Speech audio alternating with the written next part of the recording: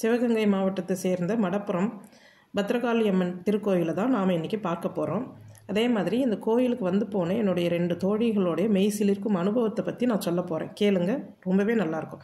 Hello viewers, welcome to காப்பியாஸ் village kitchen. இப்போ நாங்கள் வந்து பெரியார் பேருந்து நிலையம், மதுரையில் பெரியார் பேருந்து நிலையம், மதுரையோடைய ரயில்வே ஸ்டேஷன் அது பக்கத்துலேயே நமக்கு இந்த பஸ் ஸ்டாண்ட் இருக்குது. இங்கேருந்து மடப்புறத்துக்கு கோயிலுக்கு நேரடியாகவே பஸ் இருக்குது. ஆனால் அந்த பஸ் வந்து டைமிங்க்கு தான் வரும். ஆனால் நிறைய பஸ் இருக்குது. அதை விட பெஸ்ட்டு என்னென்னா, திருப்புவனம் போய் அந்த கோயிலுக்கு 10 ரூபா ஆட்டோ சார்ஜ், அது மாதிரி போயிடலாம். அதனால் நாங்கள் திருப்புவனம் பஸ்ஸில் ஏறிட்டோம். அது மகளிர் ஃப்ரீ பேருந்து கிடச்சிது, ஈஸியாகவே இருந்தது. இங்கேருந்து மடப்புறம் கோயிலுக்கு 35 ரூபா டிக்கெட், அது ஃப்ரீயாகவே இருந்தது, சந்தோஷமாக தான் இருந்தது. பாருங்கள், இது வந்து Velammal group of institution school engineering college, Viragunur ஊர். இது புளியங்குளம், சிலைமான் இதெல்லாம் தாண்டி தான் மடப்புறம் இருக்கும். இப்போ இந்த மாதிரி அந்த ஊருக்கு போகிற வழியில் பார்த்திங்கன்னா முழுவதுமே இந்த மாதிரி தோப்புகள் அதிகமாக இருக்குது. நல்லா சில்லுன்னு காற்று, நல்லா குளிர்ச்சியாகவும் இருந்தது. இது ஒரு ஸ்பெஷாலிட்டி. அது போகிற வழி எல்லாமே நல்லா இருந்தது.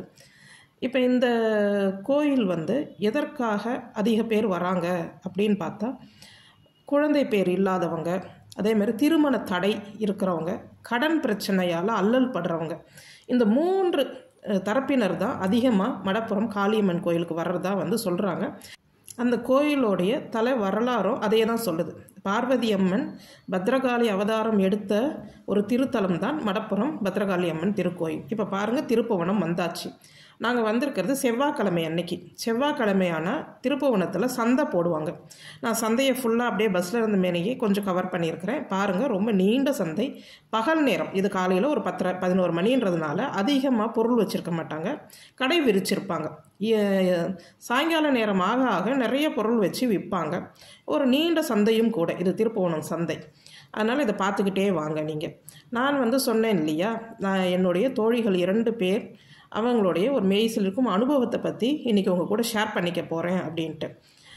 முதல்ல நான் எனக்கான ஒரு தெய்வ நம்பிக்கையை பற்றி சொல்லிடணும். நான் அதிகமாக இந்த மூட நம்பிக்கைகளையோ இல்லை இந்த வேறு விதமான சாஸ்திர சம்பிரதாயங்கள் அதிகமாக நம்பக்கூடிய ஆளும் கிடையாது. கடவுள் இருக்குது, அதாவது கடவுள் மீது நம்பிக்கை வைக்கக்கூடிய ஒரு நபர், அவ்வளோதான். எது நடந்தாலும் அந்த கடவுளுடைய நம்பிக்கையின் பேரில் நடக்குது அப்படின்றது மாதிரி. ஆனால் நம்மளுடைய தமிழர்களின் சாஸ்திர சம்பிரதாயங்களில் நிறைய விஷயங்கள், இந்த சயின்டிஃபிக் ரீசன்ஸ் இருக்குது, அது பின்னால் ஒளிஞ்சிருக்கிற அறிவியல் பூர்வமான உண்மைகள் வந்து நிறைய இருக்குது.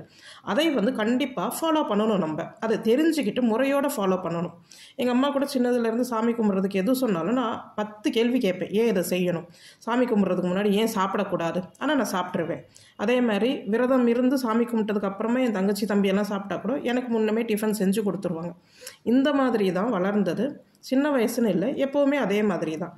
அது என்னென்னா, நாம் செய்கிற வேலைகள் யார் மீதும் பொறாமைப்படாமல் இருக்கிறது, அடுத்தவர் பொருளுக்கு ஆசைப்படாமல் இருந்து நம்ம வேலையை கரெக்டாக செய்கிறவங்களுக்கு மோஸ்ட்டாக இந்த கடவுள் பயம் அப்படின்றது இருக்காது. கடவுள் பக்தி இருக்குமே தவிர பயம் இருக்காது. அப்போ இந்த மாதிரி தான் நம்ம குழந்தைகளுக்கும் சொல்லிக் கொடுக்கணும். சில விஷயங்கள் நம்ம சொல்கிறோன்னு சொன்னால் அந்த ரைட்ஸ் அண்ட் ரிச்சுவல்ஸில் அதற்கான பலன்களையும் அறிவியல் பூர்வமான உண்மைகளையும் சொல்லிக் கொடுங்க. நான் என்னுடைய ஆங்கில புத்தகம் ஒன்றில் கூட இந்த மாதிரி சயின்ஸ் பிஹைண்ட் அவர் தமிழ் கல்ச்சர் அப்படின்னு நான் எழுதியும் இருக்கிறேன். அது நல்ல ஒரு சுவாரஸ்யமாகவும் இருந்தது நம்ம படித்து தெரிஞ்சுக்கிறதுக்கு. அதை மக்களுக்கும் கொடுத்துருக்குறேன் நான். இப்போ பாருங்கள், இது திருப்புவனம் பஸ் ஸ்டாண்ட். இது இங்கேருந்து ஆட்டோ ஒருத்தருக்கு 10 ரூபா தான் சார்ஜ். ஆனால் இங்கேருந்து பஸ்ஸு நிறைய போகுது. ஒரு 5-6 நிமிஷத்தில் கோயில் வந்துடும். பஸ்ஸும் போகுது. அதுலேயும் எங்களுக்கு மகளிர் ஃப்ரீ பேருந்து கிடச்சிது. நாங்கள் பஸ்ஸில் தான் போனோம். இங்கே பாருங்கள், வழியெல்லாம் நல்ல மரம், குளிர்ச்சியாகவே இருந்தது. இப்போ எனக்கு தெரிஞ்சவங்க ஒருத்தவங்க, அவங்க என்னுடைய பெஸ்ட்டு வெல்விஷர்னு கூட சொல்லலாம். நமக்கு அவ்வளோ நல்லது நினைக்கக்கூடியவங்க. நான் ஆன்ட்டி அங்கிள் தான் கூப்பிடுவேன். ஒசூரில் இருக்கிறாங்க. அவங்க ஒசூருக்கு வந்த காலம் வந்து அவங்க ஒரு வீட்டில் வாடகைக்கு இருந்திருக்கிறாங்க. இது வந்து ஒரு 30 வருஷத்துக்கு முன்னாடி. அப்போ அவங்க வாடகை இருந்த வீட்டு ஓனர் வந்து லோன் வாங்கி அந்த வீட்டை கட்டியிருக்கிறாங்க. அந்த லோன் வட்டி கட்டாமலே போயிட்டு சீல் வச்சுருக்குறாங்க வீட்டுக்கு. அவங்க வந்து டீச்சராக இருந்திருக்கிறாங்க. வேலைக்கு போயிட்டு எங்கள் ஆன்ட்டி வீட்டுக்கு வரும்போது வீட்டுக்கு வந்து சீல் வைக்கிறாங்க. அப்போ அதை பேசி கொண்டு அதை சரி நம்ம அடைக்கலாம் அப்படின்னு சொல்லி அந்த ஹவுஸ் ஓனர் வந்து இவங்கள்ட்ட கடன் வாங்கி அந்த வட்டியை வந்து கொண்டு போய் கட்டிடுறாங்க பேங்க்கில். அதுக்கப்புறமா கூட இவங்கள்ட்ட வாங்கின கடனை அவங்களால கொடுக்க முடியல. அதனால் என்ன பண்ணியிருக்கிறாங்க, அந்த ஹவுஸ் ஓனர் எங்கள் ஆன்ட்டிக்கிட்டே அவங்கள்ட்டே இந்த வீட்டை வாங்கிக்க சொல்லியிருக்கிறாங்க. இவங்களும் வாங்கிக்கிட்டாங்க. லோனை நாங்கள் கட்டிக்கிறோம் அப்படின்ற பேரில் அவங்க வாங்கிக்கிட்டாங்க. 20 வருட காலம் வந்து அவங்க லோனை கட்டிக்கிட்டே தான் வந்திருக்கிறாங்க. இப்போ இந்த 20 வருட காலம் அவங்க லோன் கட்டி முடிய போகிற நேரத்தில் இப்போ யார் விற்றாங்களோ அவங்களோட பையன், அது விற்ற நேரத்தில் அவங்கள சின்ன பையன், அவன் வந்து கல்யாணமாகி அந்த வயசில் இருந்தான். அவன் வந்து எங்கள் அங்கிளை பார்த்து கேட்டிருக்கிறான், எங்கள் அம்மா வந்து அறியாத வயசில் கம்மியான விலைக்கு கொடுத்துட்டாங்க உங்ககிட்ட, அதனால் நீங்கள் எனக்கு இன்றைக்கி ஒரு 10-15 லட்சம் காசு கொடுங்க, நான் வந்து உங்களுக்கு பிரச்சனை பண்ண மாட்டேன், என்ஓசி பேங்க்லேருந்து என்ஓசி கிளியர் பண்ணணுன்னா நானும் தான் வரணும், அப்போ நான் வந்து உங்களுக்கு சைன் பண்ணிடுறேன் அப்படின்னு சொல்லியிருக்கிறான். பாருங்கள், நம்ம என்ட்ரன்ஸில் செல்வ விநாயகர் கோயில் பார்த்தோம், சந்நிதி. இப்போ இதான் மடப்புரம் காளியம்மன் கோயில். நம்ம லைனில் நின்று உள்ளே போய் தான் பார்க்கணும் இல்லை, எங்கேருந்து நின்று பார்த்தாலும் அந்த அம்மாவை தாராளமாக பார்க்கலாம். அந்த மாதிரி ஒரு ஓப்பன் ஸ்பேஸில் தான் இருக்கிறாங்க. உள்ள தனி கர்ப்பகிரகம் அப்படி இல்லை, பிரம்மாண்டமாக அந்த 2 குதிரைகளுக்கு மத்தியில் அவர்களுடைய காவல் தெய்வம் 2 பக்கம் இருக்கிறதுக்கு அந்த அம்மா நடுவில் வீட்டு இருக்கிறாங்க, மடப்புரம் பத்ரகாளி அம்மன். இதே நீங்கள் சுற்றி பார்த்துக்கிட்டே வாங்க. இப்போ அவங்க வந்து என்ன சொல்லியிருக்கிறாரு, அந்த மாதிரிலாம் தர முடியாது, நான் கரெக்டான காசு கொடுத்து வாங்கியிருக்கிறேன், அதனால் தர முடியாது அப்படின்னு சொல்லியிருக்கிறாங்க. ஆனால் அவனுக்கு வந்து அந்த பையனுக்கு கொஞ்சம் அரசியல் செல்வாக்கும் உண்டு அந்த ஏரியாவில், ஹொசூரில். அதை வச்சுக்கிட்டு அவன் கொஞ்சம் மிரட்டியும் பார்த்துருக்குறான். இவங்க வந்து நீ பண்ணுறத பண்ணு, நாங்கள் பார்த்துக்குறோம் அப்படின்னு சொல்லிட்டு இவங்க அவசரமாக என்ஓசி வாங்கி ரெஜிஸ்ட்ரேஷன் பண்ணுறதுக்கு பார்த்துருக்குறாங்க. கடனும் வாங்கி ரெஜிஸ்ட்ரேஷன் பண்ணுறதுக்கு ரெடி பண்ணாங்க எங்கள் ஆண்டி வீட்டில். அதை பண்ணுறதுக்கு வந்து அவ்வளோ தடைகளும் இருந்துச்சு. அந்த என்ஓசி வாங்குறதுக்கே வந்து யாரை பிடிச்சி வாங்குறது, எப்படி வாங்க, கொஞ்சம் பிரச்சனைக்குரிய விஷயமாகவே அவன் பண்ணிக்கிட்டு இருந்தான். அதையும் மீறி ஒருத்தர் வந்து இல்லை, எல்லா ப்ராசஸையும் நான் முடிச்சு தரேன், இந்த தேதியில் நம்ம ரெஜிஸ்ட்ரேஷன் வச்சுப்போம், டேட்டெல்லாம் ஃபிக்ஸ் பண்ணிட்டாங்க. இதுக்கு முன்னமே எங்கள் ஆண்டி வந்து மதுரைக்கு ஒரு 2 தடவை நம்ம வீட்டுக்கு வந்திருக்கிறாங்க. அப்போ இந்த கோயிலுக்கும் நான் கூட்டிகிட்டு போயிருக்கேன். அவங்க வந்து பெங்காலி, அவங்களுக்கு வந்து தெய்வம் அப்படின்னாலே காளி தான். பெங்காலிஸ் எல்லாருக்குமே காளி தான் தெய்வம். இந்த கோயிலுக்கு வந்தப்போ அவங்களுக்கு ரொம்ப பிடிச்சிருந்தது. அந்த பத்ரகாளி அம்மன் பார்க்கும்போது அவங்களுக்கு ஒரு சந்தோஷமும் இருந்தது, ஒரு நிறைவும் இருந்தது. அதை வந்து அவங்க வெளிப்படையாக சொன்னது கிடையாது. ஆனால் அவங்களுக்கு இந்த கோயில் பிடிச்சிருந்தது வந்து சொன்னாங்க, எனக்கு நான் பார்த்த கோயில் எனக்கு இது ரொம்ப பிடிச்சிருந்தது. அவங்க ரொம்ப டிவோஷனலான ஆள், நல்ல விரதம் இருப்பாங்க, கோயிலுக்கு அவ்வளோ செய்வாங்க, எல்லாமே அந்த ஒரு பக்தி மயம் வந்து 2 பேர்கிட்டையும் அதிகமாகவே இருக்கும். அந்த மாதிரியான ஒரு பயஸ் பர்சன் அவங்க. ஸோ இந்த ரெஜிஸ்ட்ரேஷன் டேட்டு ஃபிக்ஸ் பண்ண அன்னைக்கு கூட இரவு 7 மணி வரைக்கும் அவங்க ரெஜிஸ்டர் ஆஃபீஸில் உட்கார்ந்துருந்துருக்குறாங்க. அந்த என்ஓசி வாங்கி தரேன்னவர் வந்து வரவே இல்லை. நம்பிக்கை இழந்து போய் அவங்க அழுதுகிட்டே தான் வீட்டுக்கு வந்திருக்கிறாங்க. வந்து எனக்கும் கால் பண்ணாங்க, இந்த மாதிரி இவ்வளோ நேரம் வெயிட் பண்ணோம், வரலை, ரெஜிஸ்ட்ரேஷன் பண்ணலை, இன்றைக்கி என்னாக போதோ தெரியல, ஆனால் இனியா என்னை மறந்து நாங்கள் உட்கார்ந்துருக்கும் போது எனக்கு வந்து என் கண் முன்னாடி வந்து அந்த மடப்புரம் காளியம்மா தான் எனக்கு தோன்றிக்கிட்டே இருந்தாங்க, எனக்கு ஏன் தெரியல, என்னை அறியாமலே எனக்கு அப்படி ஒரு பார்வை வந்து அவங்கள மட்டுமே நான் பார்த்துக்கிட்டு இருந்த மாதிரி இருந்தது. கண்டிப்பாக அவங்க முடிச்சு தருவாங்க, நம்பிக்கையும் நான் வச்சுக்கிட்டு தான் இருக்கிறேன், ஆனால் இன்றைக்கி நான் இப்படி வந்துட்டேன், எனக்கு என்ன ஆகும்னு தெரியல அப்படின்னு சொல்லி ரொம்ப அழுதாங்க. அப்போ நாங்கள் வந்து எப்போவுமே அவங்களுக்கு ஒரு மாரல் சப்போர்ட்டாக எப்போவுமே இருப்போம். அதனால் நாங்களும் வந்து ஒரு கான்ஃபிடென்ஸாக தான் சொன்னோம், கண்டிப்பாக நடக்கும், ஏதோ ஒரு மிராக்கிள் தான் ஆண்டி நடக்கும், உங்களுக்கு எப்போவுமே மிராக்கிள் தான் நடக்குது, அதனால் அதே மாதிரி இன்றைக்கும் நடக்கும் அப்படின்னு சொல்லிட்டு நான் எப்போவுமே சொல்கிற மாதிரி சொல்லிட்டு வச்சேன். நான் எப்போவுமே யார்கிட்டையும் நெகட்டிவாக சொல்ல மாட்டேன், பாசிட்டிவாக தான் சொல்லுவேன். அதே மாதிரி சொல்லிட்டு வச்சுட்டேன். இப்போ பாருங்கள், நீங்கள் பார்த்ததில் கூட தொட்டில்கள் நிறைய கட்டியிருந்தாங்க, அதே மாதிரி இங்கே மஞ்சள் கயிறு நிறைய கட்டியிருக்கிறாங்க. இந்த மாதிரி திருமண தடை இருக்கிறவங்களும் இது மாதிரி மஞ்சள் கயிறு கட்டுறாங்க, குழந்தை பேர் வேணுன்றவங்க அந்த மாதிரி தொட்டில் கட்டுறாங்க. அந்த மாதிரி கட்டி குழந்தை பிறந்தவங்க கூட அந்த கரும்பில் வந்து தொட்டில் கட்டி துணி கட்டி குழந்தைய தூக்கிட்டு போனாங்க. நாங்கள் சாப்பிடும் போது பார்த்தோம். அந்த மாதிரி ஒரு குழந்தைய வந்து ஊர்வலம் அப்படியே ஒரு 3 ரவுண்டு வந்து தூக்கிட்டு போனாங்க. இந்த மாதிரிலாம் இந்த கோயிலுக்கு சில ஐதீகங்கள் இருக்கிறது. இப்போ அவங்க வந்துட்டு ஃபோன் பண்ணிக்கிட்டு இருக்கும் போதே வந்துட்டு யார்கிட்ட அவங்க சொல்லியிருந்தாங்களோ அந்த என்ஓசி வாங்கி தர சொல்லு, அவர் வந்து வீட்டுக்கு வந்துட்டார் பொழுது, இனி அவர் வந்திருக்கிறாரு, நான் அப்புறம் கால் பண்ணுறேன்னு சொல்லி வச்சுட்டாங்க. அதுக்கப்புறமா அவர் பேசிட்ட உடனே ஒரு 10 நிமிஷம் கழித்து மறுபடியும் கால் பண்ணாங்க. அவர் வந்து வாங்கிட்டாரா, இப்போ கூப்பிட்றாரு ரெஜிஸ்டர் ஆஃபீஸ்க்கு, அவர் அங்கே இருக்க சொல்லியிருக்கிறார் ரெஜிஸ்ட்ராரை, போய் ரெஜிஸ்ட்ரேஷன் முடிச்சுட்டு வந்து நான் மற்றதை பேசுகிறேன்னு சொல்லிட்டு போனாங்க. எங்களுக்கும் சந்தோஷமாக இருந்தது. காலையிலேருந்து இரவு வரையும் உட்காந்துருந்து ஏமாற்றத்தோடு திரும்பி வந்தவங்க மறுபடியும் வந்து ஒரு அதிசயம் மாதிரி இந்த வார்த்தையெல்லாம் சொன்னதுக்கப்புறம் நடக்கும்போது நமக்கே தோணும், அந்த அம்மா வந்து ஏதோ ஒரு சக்தி தான் இதை செய்ய வைக்குது அப்படின்ற மாதிரி. அவங்க போயிட்டு அதே மாதிரி ரெஜிஸ்ட்ரேஷன் முடிச்சுட்டு வந்துட்டாங்க.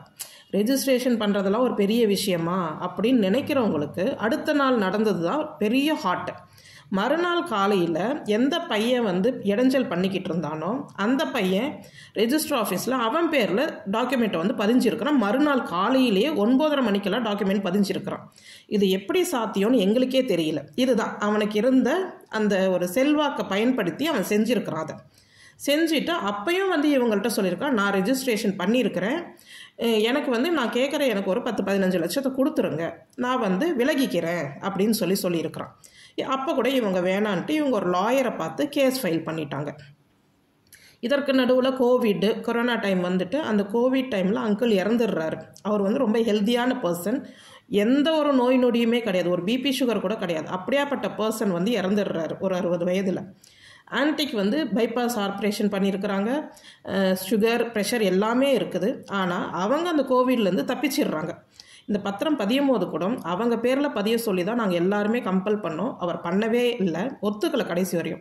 ஆனால் அந்த என்ஓசி வாங்கிட்டு வந்தவர் திரும்ப மறுபடியும் அவங்க ரெஜிஸ்டர் ஆஃபீஸ்க்கு போகும்போது அவர் என்ன நினச்சாரோ ஆன்ட்டி பேரில் தான் பத்திரத்தை பதிஞ்சார். அந்த கடைசி நேரத்தில் தான் அவர் அப்படி பதிஞ்சது. அதுக்கப்புறமா ஆன்ட்டி தான் அந்த கேஸை வந்து பார்த்தாகணும்.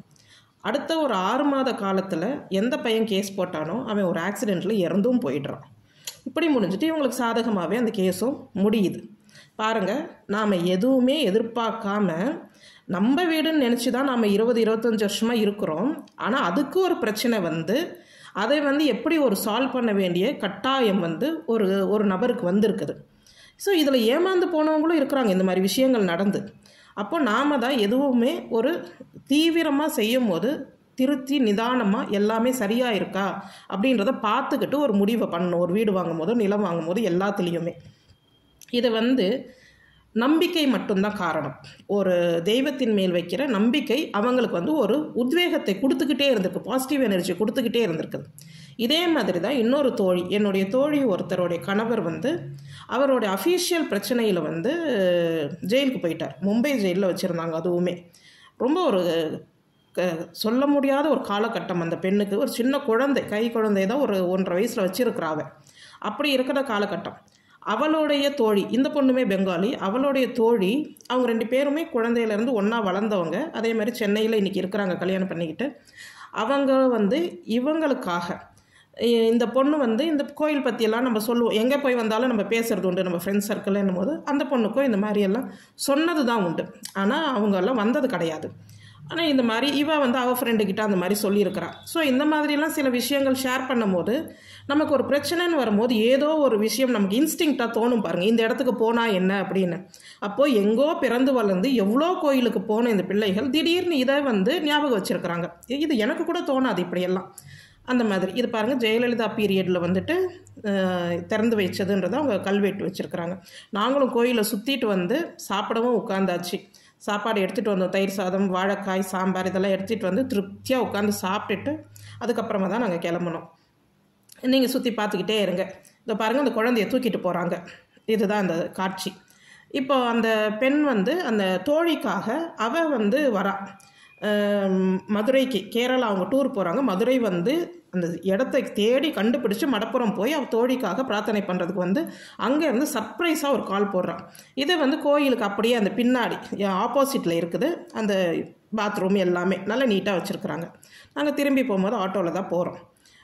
இந்த மாதிரி இருந்து அந்த பொண் போய் அங்கேருந்து கால் போடுறேன். எனக்கும் போட்டாக்கா, நான் வந்திருக்கேன் இந்த மாதிரி மதுரைக்கு, இந்த கோயிலுக்கு வந்திருக்கேன், நான் அவளுக்காக பிரார்த்தனை பண்ண வந்தேன், என் தோழிக்காக. ரொம்ப சந்தோஷமாக, உனக்குமே அந்த அம்மா ஏதாவது அதிசயம் புரிவாங்களா இருக்கும், நீ எதிர்பார்க்காம உன் தோழிக்காக வந்திருக்க அப்படின்னு சொல்லிட்டு தான் நான் வச்சேன்.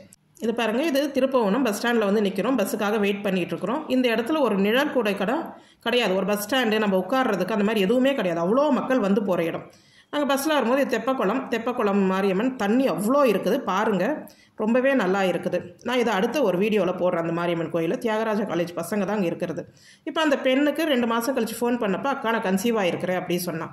இது வந்து என்னென்னா, குழந்தை பிறந்து ஒரு 11 வருஷம் கழித்து அவள் கைனிக் பேஷண்ட், கன்சீவ் ஆகக்கூடாது, நடக்காது அப்படின்னு சொன்னதுக்கு மத்தியில் அவள் கன்சீவ் ஆகியிருந்தா. அதையும் மீறி அவளுக்குமே அந்த அம்மா மேலே வச்சுருந்த நம்பிக்கையில் அந்த குழந்தையை கலைக்காமல், டாக்டர் எவ்வளவோ சொல்லியும் கலைக்காமல் அந்த குழந்தையை பெற்றுக்கிட்டான். அந்த குழந்தை இன்றைக்கி 5 வயசில் அவ்வளோ ஒரு சுட்டி பையனாக இருக்கிறான். அவங்களும் குழந்தையை தூக்கிட்டு மறுபடியும் இதே மாரியம்மன் கோயிலுக்கு வந்து குழந்தையை காமிச்சிட்டு ஆசீர்வாதம் வாங்கிட்டு போனாங்க. அதே மாதிரி பிரச்சனையிலேருந்து அவளுடைய தோழியோட கணவரும் 6 மாதத்தில் கேஸை வந்து ஸ்குவாஷ் பண்ணிவிட்டு வெளியே வந்தாங்க. அதிசயம் தான் அதெல்லாம். அவங்களுமே மறுபடியும் மதுரைக்கு வந்து நம்ம வீட்டில் தங்கியிருந்து இந்த கோயிலுக்கு போயிட்டு தான் வந்தாங்க. இதுதான், எங்கேயோ பிறந்து வளர்ந்தாலும் அவங்க ஏதோ ஒரு தெய்வத்தின் மேலே வைத்த நம்பிக்கை வந்து அவங்களுக்கு ஒரு உத்வேகத்தை கொடுத்தது. நாமும் நம்பிக்கையோடு வாழ்வோம். நன்றி.